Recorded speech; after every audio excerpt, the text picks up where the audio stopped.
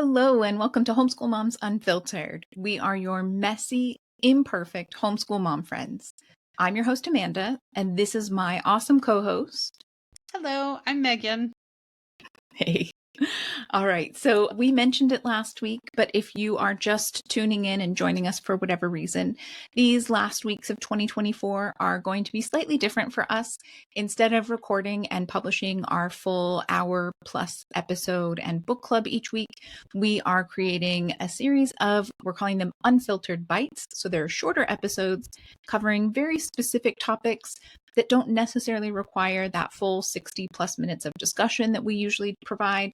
And hopefully it will help, right, with the time crunch that we're all feeling as we rush towards the end of the year and wonder how we got here and if we're going to survive December.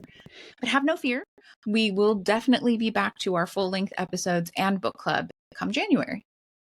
Yeah, so today we will be talking about incorporating winter holidays into your homeschool life. And we are a secular podcast, but it doesn't hurt to understand what other people celebrate and believe and world religions and observances and all of that. So we are not professing that you take up any of these religions, but just learn about what your neighbors might observe or what they do in other countries or other places. So we're going to dive into a couple of holidays today, but you could certainly expand upon what we talk about today and go even further. Well, yeah, I think that's the thing, right? As you start researching these specific ones and finding free materials or affordable materials online, you're probably going to stumble into others that your kids want to learn more about or you want to learn more about. And by all means, right, that's the joy of homeschooling. You get to approach things and learn about things in whatever way works for your family. Mm-hmm. And you may be a secular homeschooler who chooses to participate in certain religious aspects and educate from a secular perspective. Like, we're all in. We accept all of those things. We don't church in my house, but I know Megan, I guess she's synagogues. She doesn't church, but we're open. I'm going to talk about looking at Christmas around the world. So, like I said, we don't church. There's no aspect of the religious side of it, but we do enjoy a good Santa story. We definitely went to Lapland and saw Santa at the North Pole, quote unquote, and we've been to North Pole, Alaska. Like, you can have fun with that. And those are things you can absolutely study and make part of geography, all the different places that may claim to be the home of Santa. And we all know the mall, your local mall, isn't the home of Santa, just like these other places are not the home of Santa. But you can definitely use that to map and get an idea and look at the Arctic Circle and things like that. There are other parts of Christmas around the world. So you have the Nordic or Scandinavian countries. They have some really unique things where they do like candles on your tree. Maybe don't do that at home unless you're really confident in that, and don't come at us if you set your tree on fire. But it's still fun to look at, and you can watch some YouTube videos. They're definitely safer than actually trying to light your tree on fire. You can do other fun things, right? My kiddo was born in Belgium, so we found a great picture book that was Christmas in Belgium, and it went through all of these different foods and traditions and gifts and drinks that they use and celebrate around the holidays in Belgium specifically. And there are lots of those kinds of opportunities and different books, picture books and bigger books that you can get from your local library or, secondhand bookstore. Definitely check those out. And then if you want to expand on that, again, from a secular perspective, you can look at Boxing Day. That's the day after Christmas, and it's significant in some countries, not so much in the United States. Look it up, learn about it so that your kids understand when people bring up Boxing Day and they're like, say what? How does boxing have anything to do with Christmas? It's not that kind of boxing. Yeah, right. And then you also have, what is it, the Three Kings, the Five Kings? There's a King's holiday in there that is also, again, it's a religious part of the holiday season, but it is common, especially in Europe. Things close down. There's lots of special food and festivities and celebrations around that.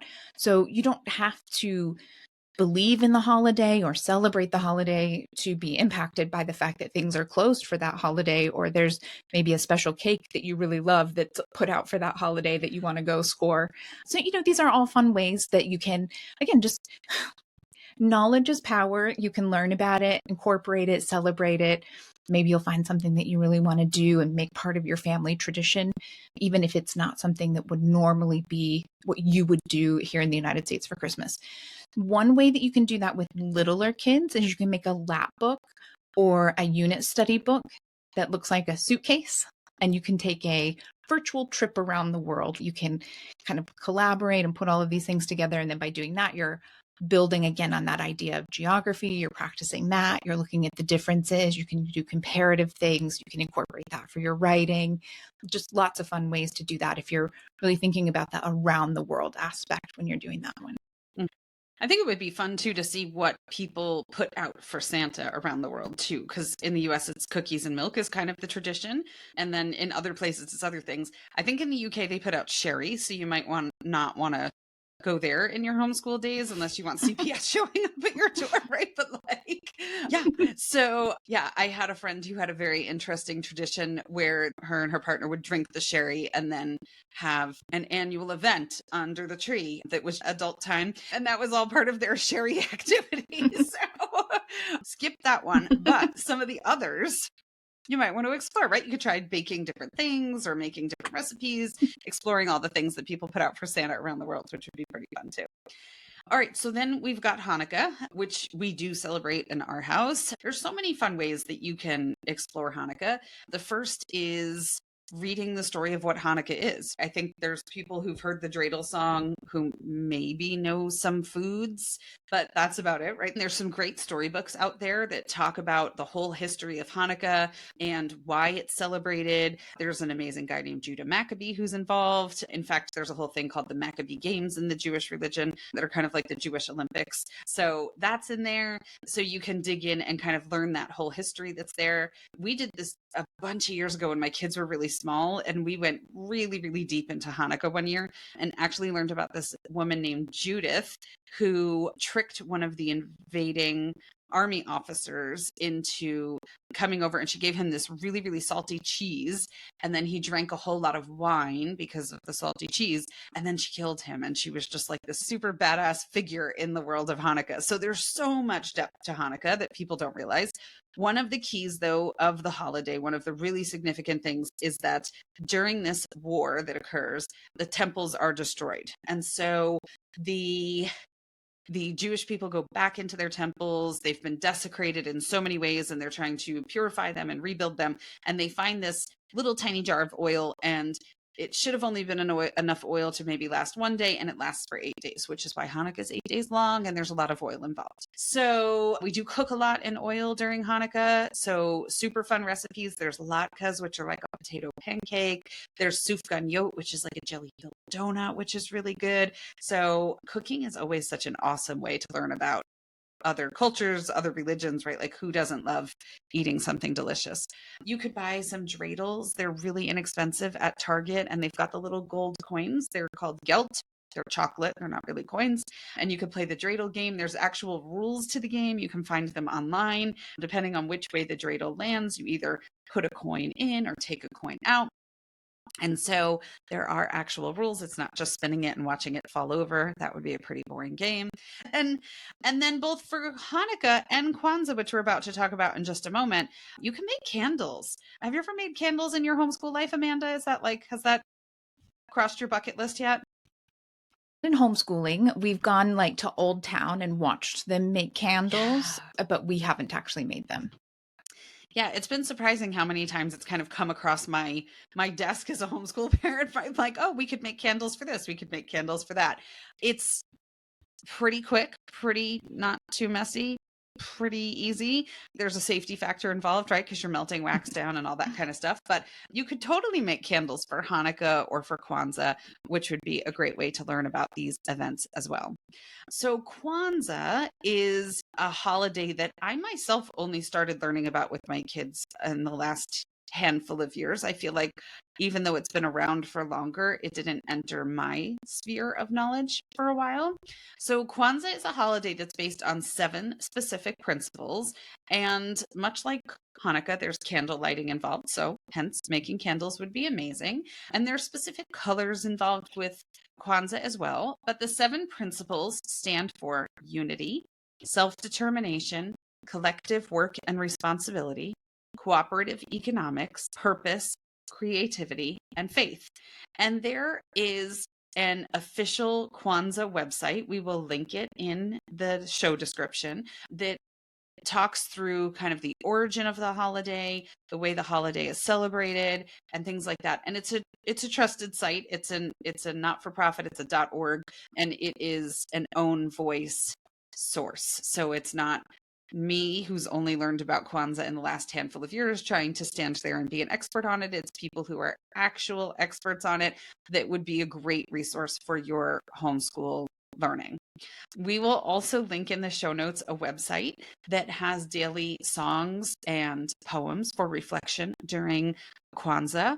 And you'll see a really beautiful variety of artists and authors in there, from Toni Morrison to Daniel Black and Isabel Wilkerson. There are some amazing resources. So we will link that in the show notes as well if you'd like to dig in. And I think here's the thing when it comes to something like Kwanzaa, for example, or maybe Hanukkah, maybe Christmas, if any of these are 100% foreign to you and you're like, I can't teach this, like there's no way, you don't have to teach it, right? You can learn along with your kids. So if you are completely clueless about Kwanzaa, go in with that, right? And be like, let's learn about this together. You do not feel like you can only cover things that you really confidently know. If your kids ask you a question and you're like, I have no idea why someone might eat catfish during Kwanzaa. Okay, well, let's Google it. I mean, you don't have to have all the answers. So and I think it's great to show your kids also kind of that side of like, I don't know all of this stuff, but let's explore it together, right? And I'm never going to have all the answers, but we can find them together. So there's some great options out there when it comes to these holidays. Absolutely. Yeah, no, I totally agree with that. And, I think that one of the best places to start, especially if you don't know very much about it for any of these holidays, are picture books. And I know that we think like, oh, even elementary age kids don't really like picture books anymore, or it's not appropriate by the time they hit kind of 8 or 9, like, oh, the picture books are for littler kids.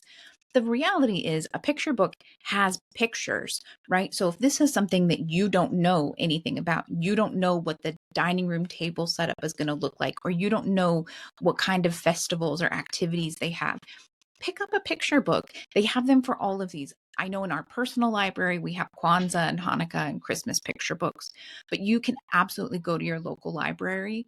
I would pretty much guarantee that your librarian is going to be so excited if you come in and you say, we would like to see some picture books about different winter holidays around the world. Where are those located?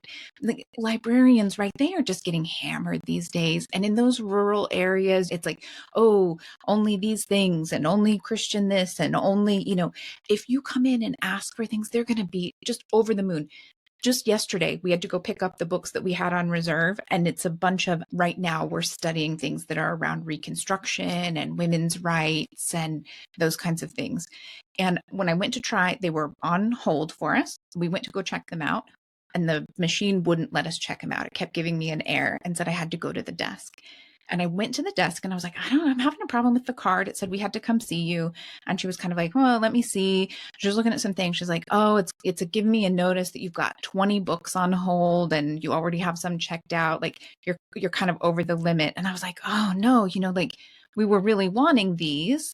And she started looking through the books we had and she was like, these are great books. These are just such good books. You know what? You can have all of these books. You can take them home. You have them for a month. Like, I'm so excited that you're reading these books, right? Because like they want to see kids getting this great knowledge, this world education. And, so truly you can make a librarian's day, maybe their whole week, by going and asking them and turn it into a lesson, how to use the library, practice some SEL skills with asking adults for help. It'd be awesome. Mm-hmm. I love it. Yeah. Yeah. So, okay. So your December is going to be super full because we've got Christmas, Hanukkah, Kwanzaa. Okay. We've also got Yule.